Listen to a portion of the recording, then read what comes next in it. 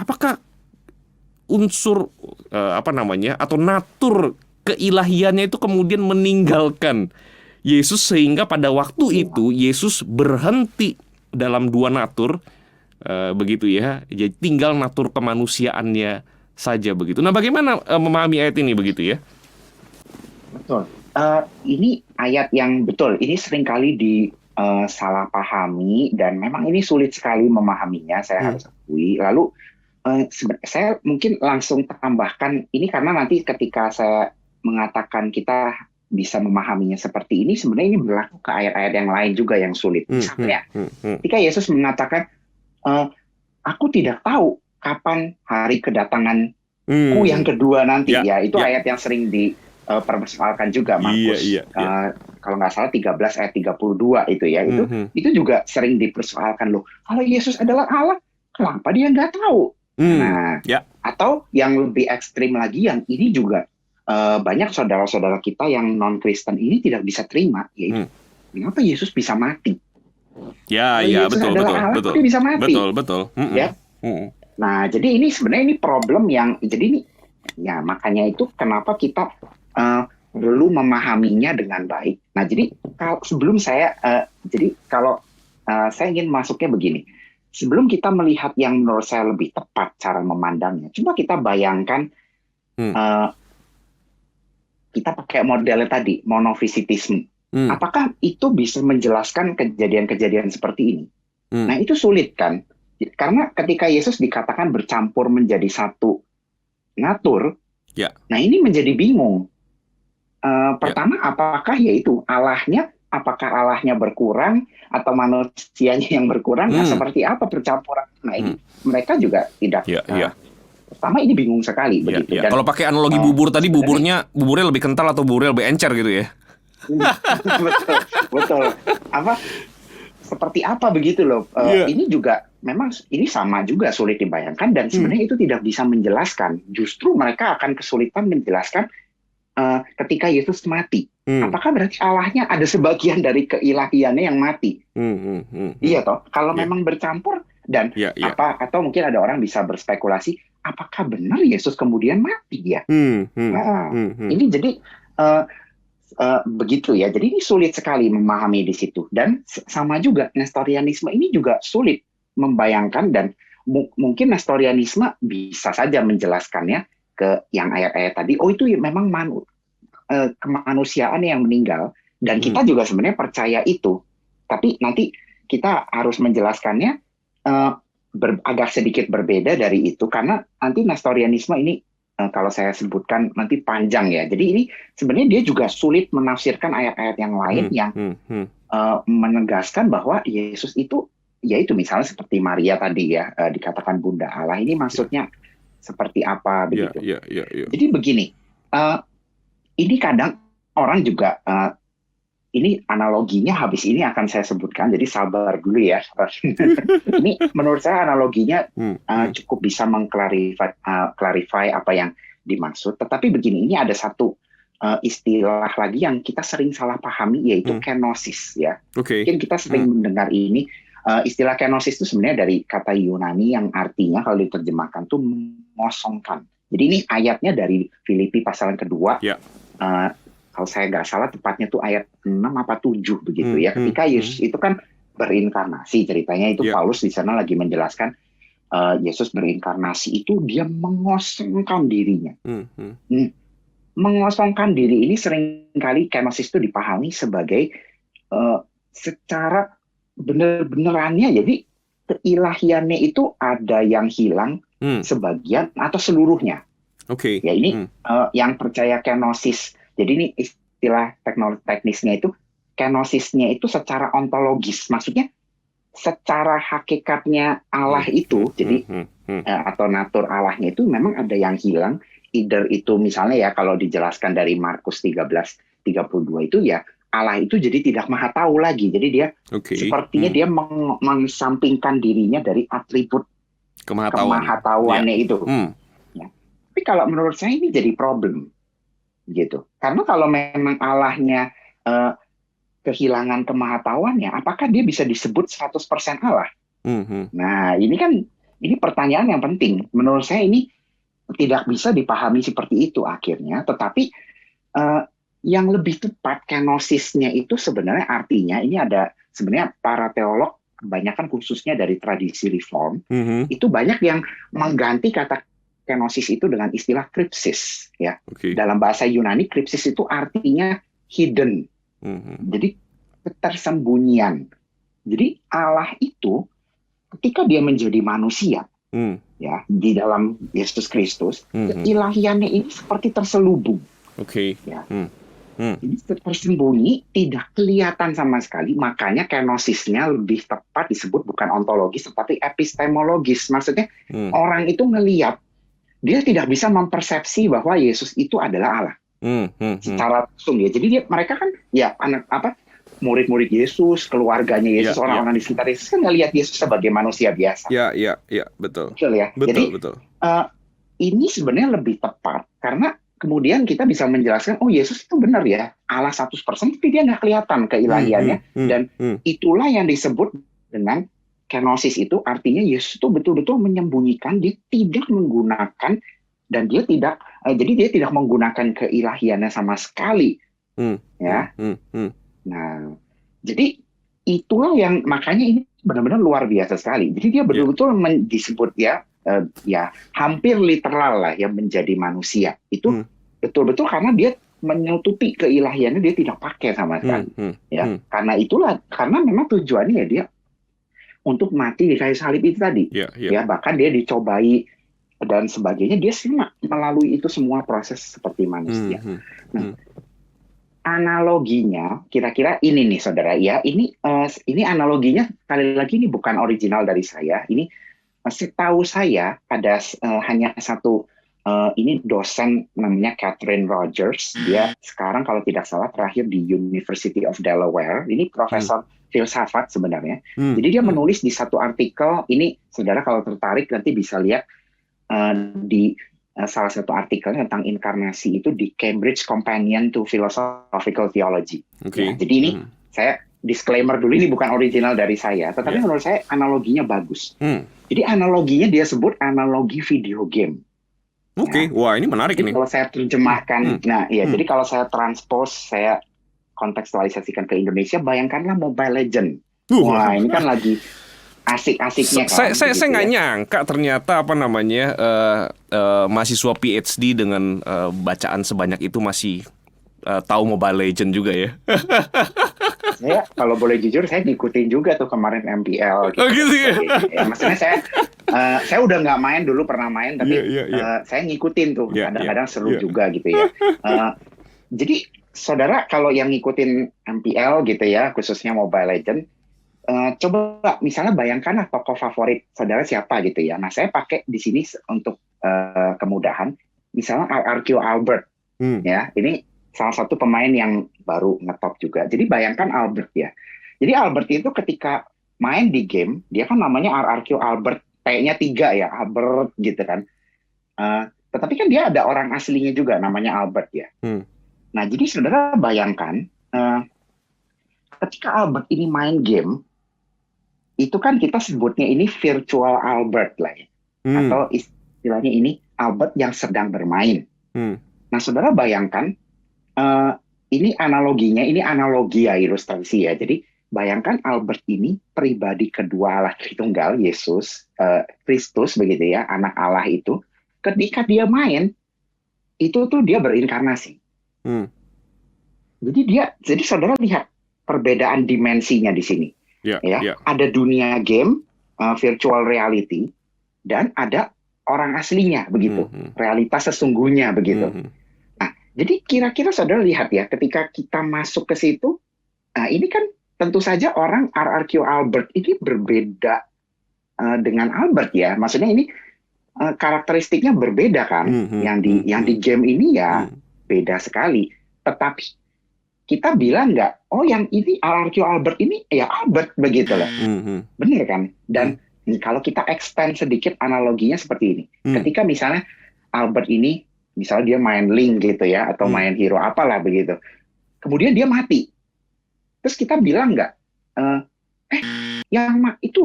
si RRQ Albert mati tuh. kita biasanya nggak ngomong gitu ya. Kita bilang, si Albert mati. Atau misalnya kalau kita yang lagi main, misalnya karakter kita namanya, saya Wilson misalnya. Karakter saya namanya Jeremia, itu nama belakang saya. Apakah kita kemudian, kita kan kadang-kadang kita bilang, si Wilson mati tuh. Nah, pertanyaannya yang mati siapa? Yang mati itu kan ya virtual Albert atau virtual Wilson kan? Ya.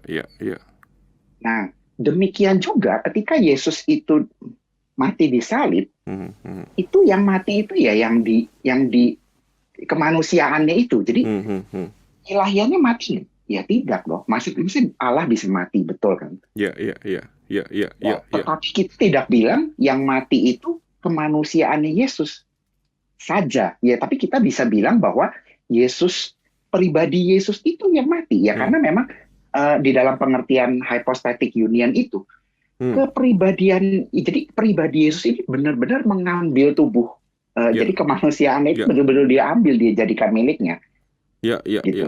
Nah, sama juga prinsipnya sebenarnya kenapa Nestorius keliru bilang bahwa Maria itu bukan bundanya Allah. Karena Yesus itu kan sebagai pribadi dia itu benar-benar Allah. Begitu loh. Jadi makanya kenapa Alkitab bisa bilang begitu dan Chalcedon bisa menegaskan bahwa itu nggak salah. Karena memang benar-benar yang lagi dikandung Maria itulah Allah, begitu.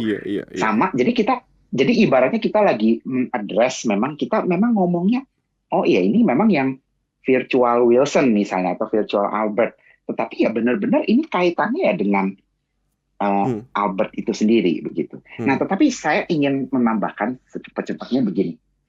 Ini namanya analogi ya. Analogi atau ilustrasi itu punya keterbatasan tentu saja. Jadi misalnya begini, apakah berarti ini kan jadi yang masih tentu saja tidak bisa dijelaskan adalah jadi natur daripada bagaimana ya pribadi Yesus ini bisa nyatu dengan kemanusiaan ini seperti apa. Nah, ini yang kita tidak mungkin bisa pahami gitu ya. Jadi kalau misalnya analogi ini kita radikalkan, kita extend terlalu jauh ya. Jadi misalnya begini, Albert kan bukan pencipta daripada Mobile Legends pertama. Jadi Land of Dawn itu kan bukan yang menciptakan, itu kan bukan dia. Pertama, itu jelas jadi beda kan.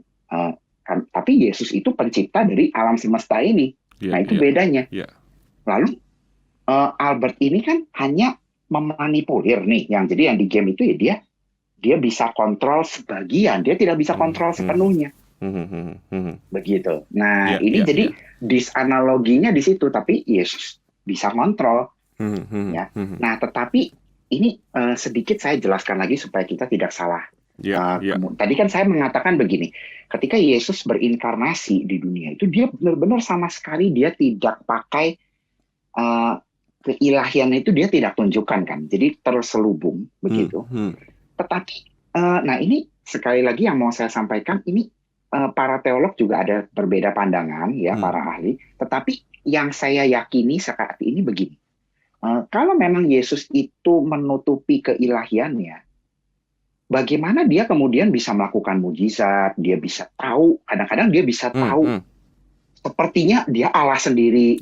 Misalnya dia tahu, itu Nathanael misalnya.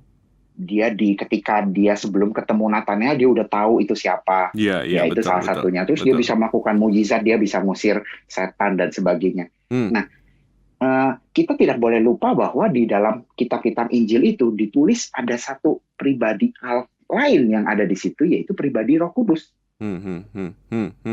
Jadi ibaratnya kuasa Allah dan maksudnya pengetahuan itu, ini banyak kan teolog yang juga menafsirnya itu tuh dari Roh Kudus sebenarnya. Jadi kan ketika Yesus bertumbuh dari kecil, bertambah pengetahuan, itu kan pengetahuannya Yesus secara manusia.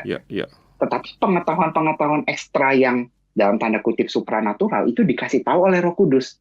Dan ini juga satu lagi ya supaya kita bisa lebih jelas. Ini Kierkegaard sering pakai ayat ini. Jadi dia sering mengatakan, kalau nggak salah di Matius 12, saya lupa persisnya ayatnya berapa. Tapi dia sering mengatakan begini, tuh Yesus di situ bilang, aku mengusir setan, ya mengusir engkau, ya maksudnya di situ kalau nggak salah Beelzebub atau apa begitu konteksnya, itu dengan Spirit of God. Jadi terjemahannya itu dengan roh Allah. Hmm, hmm, hmm. Hmm.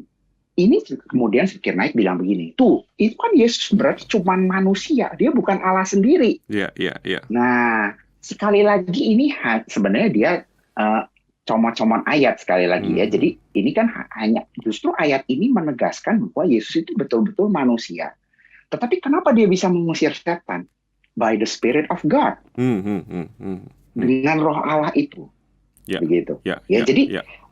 saya kira ini cukup bisa menjelaskan kenapa kemudian Yesus tuh betul-betul dia mengosongkan diri, dia tidak pakai keilahiannya, dia tidak panggil malaikat ketika dia mau disalib, ya, dan bahkan sudah disalib dia tidak panggil itu, dan ya itu tadi ketika dia bilang Eli Eli lama sabachthani, dia itu benar-benar di dalam kemanusiaannya dia merasakan keterpisahan itu, dia benar-benar merasakan. Ya, ya, ya. Begitu. Ya, ya, ya. Jadi kita bisa lihat ya, model yang atau teori atau doktrin yang tepat ini bisa menjelaskan yang sulit-sulit itu tadi. Iya, iya, iya, iya. Betul, Kira-kira betul. begitu bedanya dengan yang lain-lain itu. Meskipun apa namanya, sekali lagi kita harus apa namanya menerima sebuah kenyataan bahwa memang ini sesuatu yang sulit sekali begitu ya.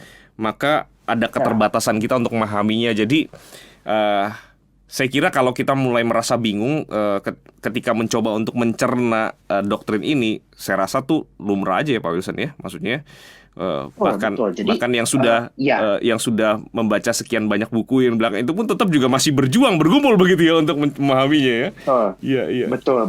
Ini juga saya baru benar-benar klik itu ya setelah saya benar-benar mempelajari secara perlahan-lahan. Jadi ada waktunya saya kira ya. Jadi tetapi saya kira secara umum kita melihat di Alkitab itu seperti itu tadi. Saya juga kenapa saya bisa percaya bahwa itu kuasa Allah itu sebenarnya ya dimampukan oleh Roh Kudus. Itu sebenarnya mirip sekali dengan manusia sekarang, zaman sekarang bukan. Jadi kita percaya mujizat nggak misalnya? Ya percaya. Buktinya saya aja ya, kalau saya ingat sekali ada satu kejadian, saya pernah mendoakan satu orang dan sembuh. Cuma sekali-kalinya itu saya pernah. Nah itu dari mana kuasanya? Wong saya kemudian setelah itu saya doain yang lain, gitu yang sembuh lagi kok. Iya. Jadi ibaratnya benar-benar Yesus itu, makanya penekanan dari misalnya ayat-ayat di Ibrani, Yesus itu betul-betul dijadikan sama. Ya, jadi manusia itu betul-betul dia tidak pakai sama sekali keilahiannya. Dan di saat-saat penting dia menunjukkan dirinya Allah dengan dia melakukan mujizat dan mengusir setan dan sebagainya, itu Allah Roh Kudus yang memberikan kuasa itu supaya orang bisa melihat begitu ya. Tetapi kemudian kita nggak bisa bilang juga bahwa dia bukan Allah, tidak begitu loh, karena memang dia itu memang pertama ya begitu banyak ayat yang menegaskan itu, dan memang konsili-konsili juga menegaskannya begitu dan sebagainya. Jadi ini kira-kira cara berpikirnya seperti itu ya. Memang tentu saja ini tidak eliminasi semua yang sulit-sulit itu betul. Dan tadi memang sebenarnya Pak Wilson juga sempat menyinggung soal kuasa Roh Kudus dan segala macamnya di dalam apa namanya kehidupan dan pelayanan Yesus di dunia ini. Saya kira ini juga sesuatu yang menarik begitu ya, karena mungkin juga bisa muncul berbagai macam pertanyaan. Tapi ini saya akan save ini untuk ngopi bareng yang berikut-berikutnya pada waktu secara spesifik membahas tentang doktrin Roh Kudus, karena to be honest begitu ya, doktrin Roh Kudus ini jarang sekali dibahas dengan baik begitu, sehingga kita mendekati apa namanya pribadi Roh Kudus ini dengan apa ya, gimana ya, dengan mungkin banyak miskonsepsi yang apa namanya seharusnya tidak perlu begitu ya. Wow, tapi ini diskusi yang menarik sekali begitu ya, dan sayang sekali kita itu dibatasi oleh waktu, Pak Wilson. Andai kata kita tidak bisa dibatasi oleh waktu, kita akan terus lanjutkan obrolan kita ini begitu ya. Nah, dan tentu saja apa namanya kita tidak mungkin bisa menuntaskan berbagai macam isu, berbagai macam pertanyaan tentang Yesus hanya dalam waktu 2 kali obrolan begitu. Tapi saya kira kita sudah setidaknya mencoba dalam segala keterbatasan kita sebagai manusia yang tunduk kepada apa namanya kebenaran Tuhan begitu, mencoba untuk ngobrolin hal-hal yang mendasar. Dan saya rindu apa namanya buat kita dan juga mungkin buat yang mendengar, ini menjadi poin-poin perenungan kita lebih lanjut sebagai orang Kristen begitu ya. Dan semoga ini menjadi titik awal untuk kita lebih serius belajar tentang Yesus yang kita sembah sebagai Tuhan begitu. Nah, Pak Wilson, mungkin sebelum saya tutup dengan doa ini ya, saya ingin mendoakan Pak Wilson khususnya studi di sana supaya segera beres. Kalau segera balik ke Indonesia kan bisa lebih sering ngopi bareng sama saya begitu kan ya. Nah, mungkin ada 1-2 kalimat sebagai closing statement dari apa yang kita diskusikan ini yang Pak Wilson ingin sampaikan begitu ya, sebagai kesimpulan mungkin.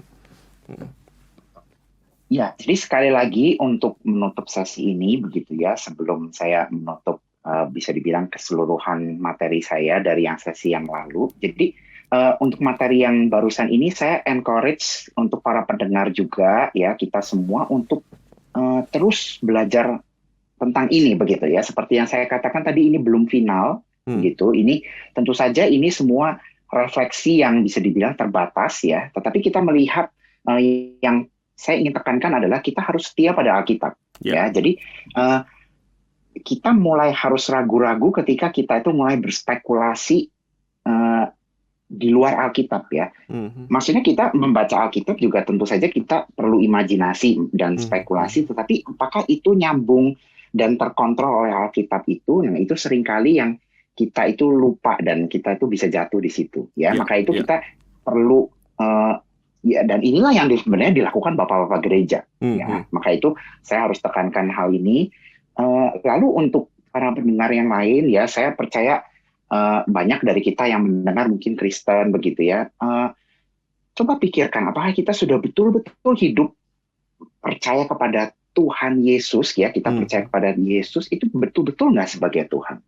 Ya. Mari kita refleksi melihat diri kita, apakah kita ini betul-betul sudah tunduk ya kepada Tuhan kita dan kita betul-betul hidup ya. Maksudnya kita, jadi begini, salah satu sebenarnya bukti lain ya kalau boleh saya selipkan part di sini, itu klaim Yesus ya, ketika dia meminta kita ya, ini request-nya atau bisa dibilang permintaan Yesus kepada kita adalah kita betul-betul memikul salib ya, dan betul-betul hidup sepenuhnya untuk Dia. Ini either yang ngomong memang orang gila atau memang Tuhan, karena Dia punya hak ya. Siapa yang berhak bilang kamu harus ikut aku lebih dari keluargaku? Itu di Matius pasal 8 misalnya. Jadi ini kita mesti pikirkan ini baik-baik ya. Jadi ini ketika kita kemarin baru nggak lama yang lalu kita rangkaian Jumat Agung, Paskah, dan baru saja kenaikan. Dan saudara ingat apa yang terjadi di Pentakosta? Ya, kalau saudara betul-betul hidup dipenuhi Roh Kudus, seharusnya kita mohon kepada Tuhan. Tuhan, kita berdoa sungguh-sungguh ya. Tuhan pakai saya menjadi saksi bagi Tuhan melalui kehidupan saya. Apapun yang saudara lakukan, apapun yang kita lakukan, itu kita persembahkan sepenuhnya untuk Yesus. Tapi juga bagi orang-orang yang mungkin belum pernah mendengar tentang Injil ya, Yesus Kristus itu siapa ya, atau bahkan salah paham. Bagaimana kalau kita memiliki keterbukaan ya, ini layaknya kita juga melihat pandangan yang berbeda dengan kita. Kita lihat dulu positifnya. Apa ya? Karena mereka lalu kenapa mereka berpikir seperti itu? Kita sabar, jangan cepat-cepat kita, karena pandangan kita berbeda, lalu kita sudah main menghakimi begitu ya. Kita coba jangan cepat-cepat. Mari kita pikirkan, iya ya, kalau Yesus itu Tuhan, implikasinya apa buat saya? Lalu kita lihat begitu ya. Kadang-kadang memang kita harus akui tidak semua orang Kristen sempurna menghidupi apa yang Yesus lakukan begitu ya. Tetapi mari kita bercermin melalui Yesus itu sendiri. Nah, ketika dia mengklaim bahwa diri Allah, ya, dia menawarkan keselamatan itu untuk kita. Coba kita renungkan, gitu ya. Dan mungkin kita bisa memulainya dengan cara coba kita membaca Alkitab itu, gitu. Misalnya kita bisa mulai dengan Injil Yohanes, ya, yang banyak, maksudnya perkataan-perkataan tentang Tuhan Yesus di situ. Lalu bisa kemudian 4 Injil, dan kita lihat misalnya kisah para rasul, ya, kisah yang dipenuhi dengan orang-orang Kristen yang sudah berjumpa dengan Tuhan Yesus. Ya. Dan ditambah dari itu ya kita tentu saja perlu belajar banyak tentang sejarah. Ya, kita melihat sebenarnya kekristenan itu tidak hidup ya, tidak muncul di luar dari sejarah kan ya. Iya, dan betul. Kalau kita menelusuri sejarah dari kekristenan ini, bagi saya kita bisa belajar sesuatu yang luar biasa. Karena itu mari kita bersama-sama belajar ya. Kita masih di dalam perjalanan untuk memahami Yesus Sang Allah yang luar biasa itu, yang kita tidak bisa pahami sepenuhnya. Tetapi mari kita menundukkan diri kita di hadapannya. Kita sadar bahwa diri kita bukan saja orang berdosa, ya, bukan saja orang berdosa, kita juga terbatas. Ya, betul. Jadi mari kita bersama-sama belajar. Ya, saya kira itu konklusi yang sangat lengkap sekali dan merupakan ajakan yang sangat penting bagi kita semua ya Pak Wilson. Sekali lagi thank you banget Pak Wilson buat waktunya di tengah-tengah kesibukan studi masih menyempatkan diri untuk ngopi bareng sama saya. Sekali lagi semoga studi lancar-lancar dan segera balik ke Indonesia supaya bisa lebih sering ngopi bareng saya begitu ya. Yuk kita berdoa dulu ya Pak ya. Siap. Tuhan terima kasih buat kebaikan-Mu. Terima kasih sudah memakai hamba-Mu Pak Wilson berbagi berkat pengetahuan sebuah diskusi yang tidak mudah mungkin untuk kami bisa pahami, tetapi kami percaya Tuhan sedikit demi sedikit Tuhan akan terus menyatakan apa yang benar, apa yang perlu kami ketahui untuk kami mengerti kebenaran itu, kebenaran khususnya tentang Tuhan Yesus sebagai Tuhan dan Juru Selamat kami. Hamba-Mu berdoa ya Tuhan bagi Pak Wilson dalam penyelesaian studi. Tuhan berikan berkat-Mu, hikmat-Mu supaya boleh menyelesaikan studi dengan baik dan boleh kembali ke Indonesia dan menjadi berkat bagi banyak orang di Indonesia. Berkati istri dan anaknya juga dalam pemeliharaan Tuhan. Terima kasih Tuhan sekali lagi untuk berkat-Mu bagi kami. Di dalam nama Tuhan Yesus kami berdoa. Amin.